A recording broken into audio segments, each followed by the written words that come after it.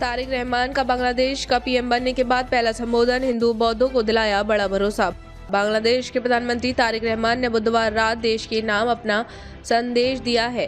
PM के तौर पर अपने पहले संबोधन में उन्होंने देश के सामने खड़ी चुनौतियों और अपनी सरकार की प्राथमिकताओं को बताया है। तारिक ने देश की डेमोक्रेसी को मजबूत करने, कानून व्यवस्था बेहतर करने और भ्रष्टाचार पर रोक लगाने का वादा किया।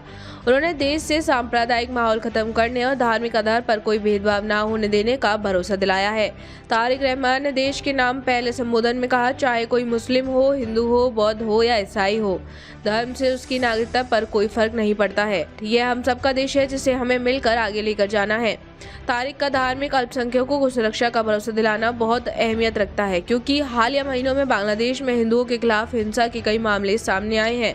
तारिक रहमान ने राष्ट्र को संबोधित करते हुए कहा कि उनकी सरकार ऐसे समय में आई है जब देश अस्थिर अर्थव्यवस्था, भ्रष्टाचार और बिगड़ी हुई कानून व्यवस्था का सामना कर रहा है।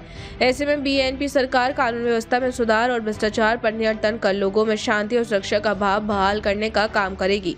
तारिक रहमान ने आगे कहा, हमने जनता के अधिकारों को स्थापित करने की प्रतिबद्धता के साथ देश चलाने की जिम्मेदारी ली है।